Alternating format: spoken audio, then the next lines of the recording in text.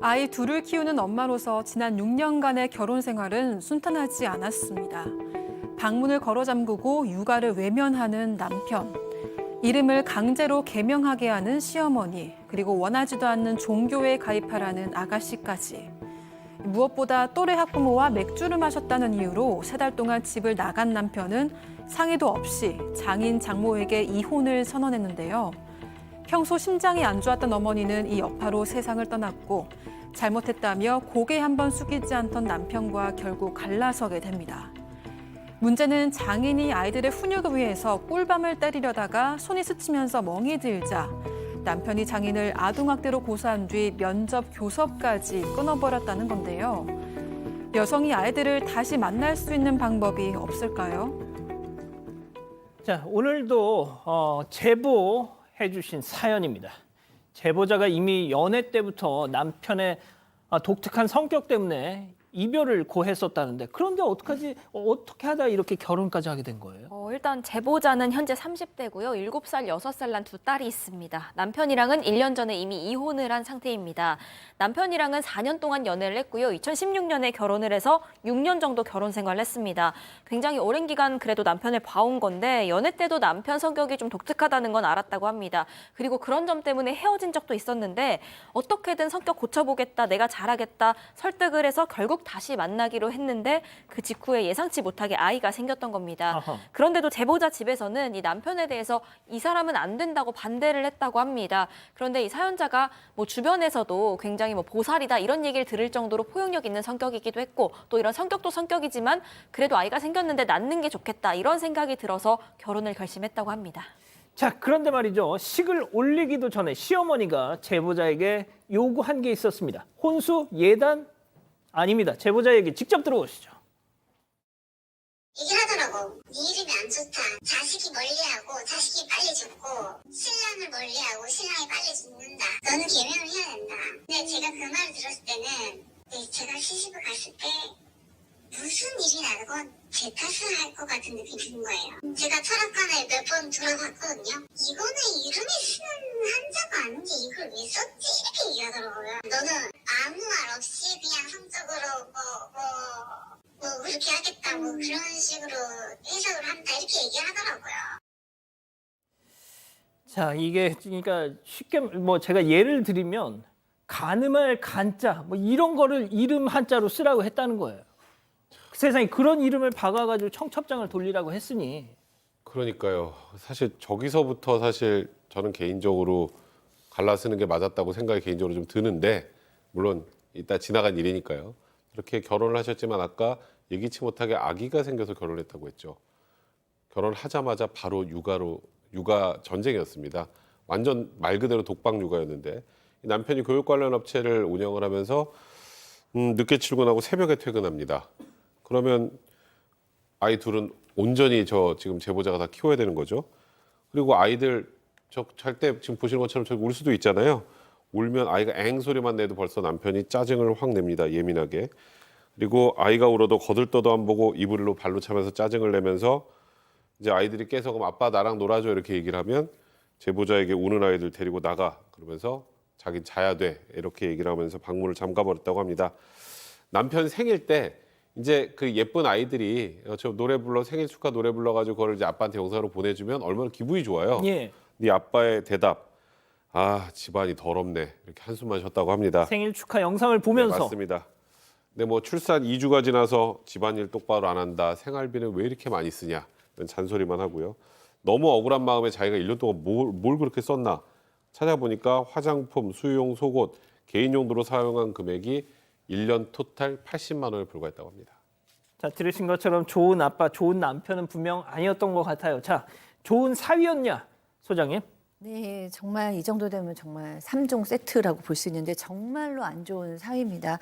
왜냐하면 이제 제보자가 둘째를 출산할 당시에 몸이 너무 안 좋았대요. 그럼 이제 친정 엄마 속상하시잖아요.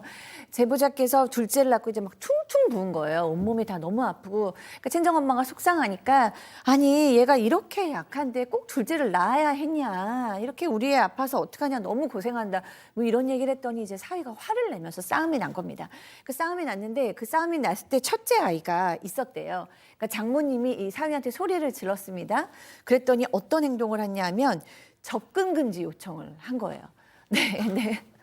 뭐 다행이랄까 이제 아내가 너무 말리고 이래서 결국에는 이제 뭐 실제로 조치되는 것까지는 막았지만 일단 접진 금지 요청은 했습니다. 이제 조치는 막았는데 그 후에 남편이 그러면 너 친정하고 연을 끊어 이렇게 얘기를 한 거예요. 그래서 6개월 가량은 이 제보자께서 친정하고 연을 끊습니다. 근데 끊고 싶어서 끊은 것도 아니고 뭐라고 얘기했냐면 네가 친정하고 계속해서 연락하면 장인 장모 내가 흉기로 공격할 거야라고까지 협박을 했다고 합니다.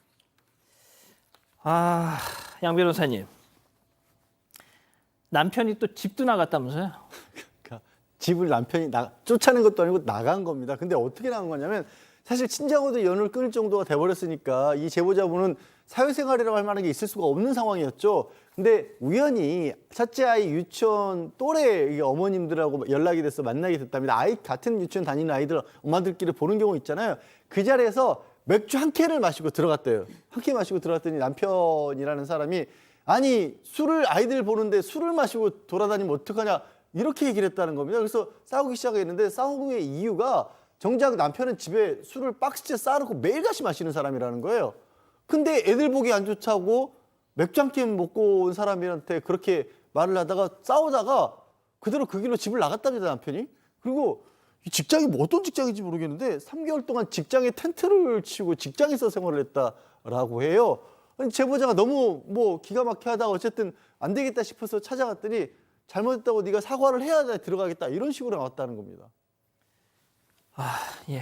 당시 이 제보자는 남편이 집을 나간 상태라는 걸 친정 부모님한테 알리지 않았다고 합니다.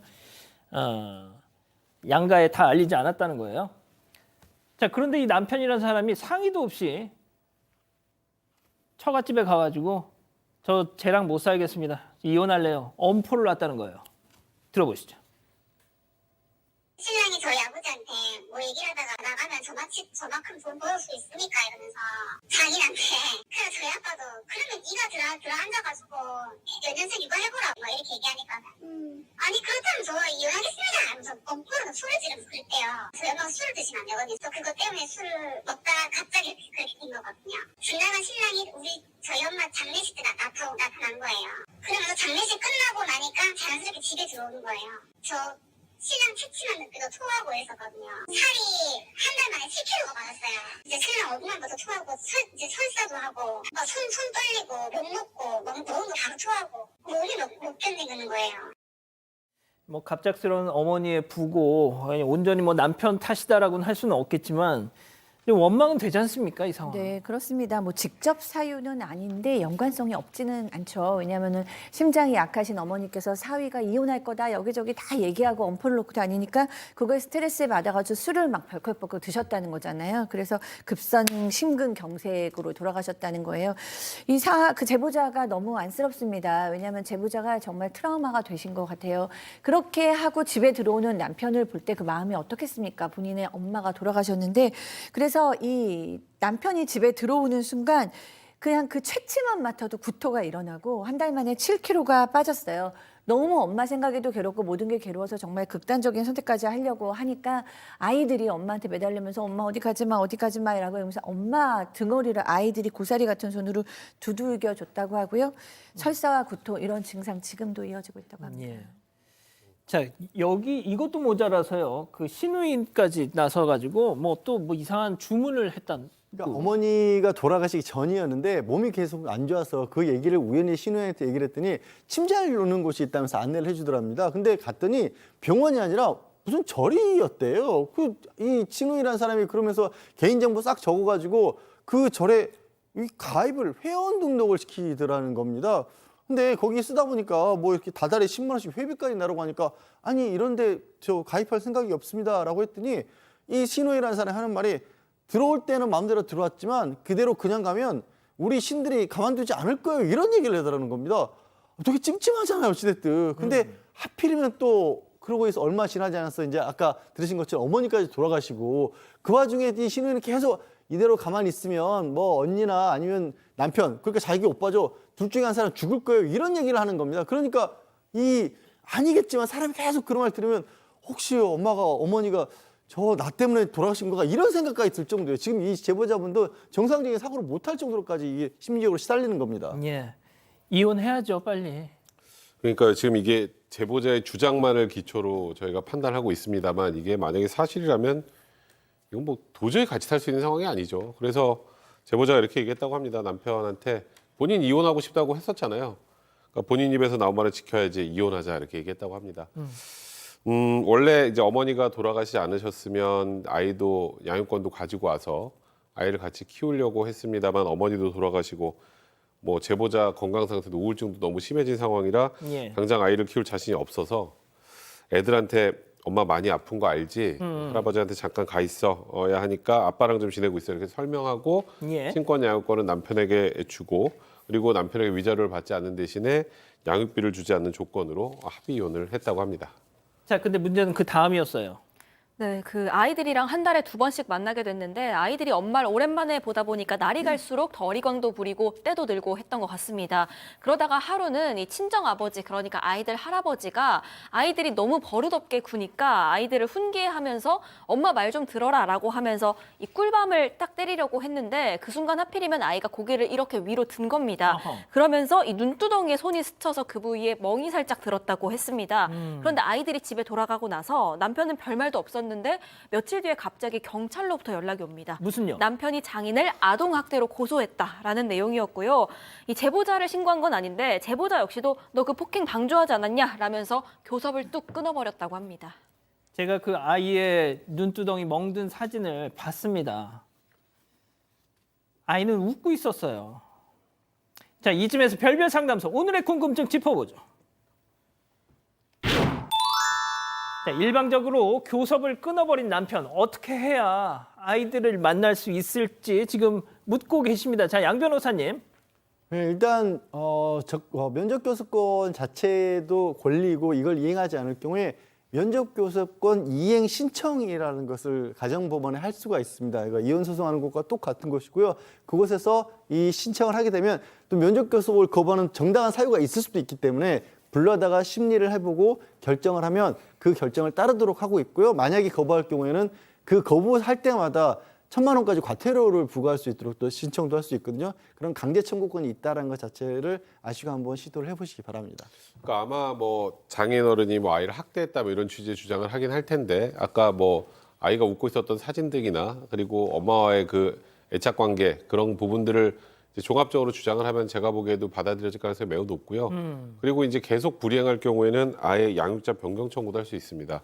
그러니까 양육자 지정을 남편으로 해놨다고 해서 영원불멸이 아니에요. 뭐 아이를 학대할 가능성이 있거나 이렇게 계속 면접교섭을 불이행해서 문제를 만든다면 아예 양육자 변경 청구도 할 수 있으니까 그런 부분들도 한번 고민해 보시면 좋을 것 같습니다. 자, 소장님 짧게 좀 부탁드릴게요. 네. 눈에 눈두덩이에 멍이라고 했는데 아이들 마음에는 피멍이 들었을 겁니다. 6살, 7살까지의 애착을 형성했던 엄마가 갑자기 사라진 거예요. 그 엄마 한 달에 2번 볼 수 있는데 그 2번도 아빠가 못 보게 한다면 아이들은 깊은 슬픔에 빠질 거고요. 정말 하늘이 무너지는 충격을 받을 겁니다. 엄마를 꼭 만나게 해주세요. 네.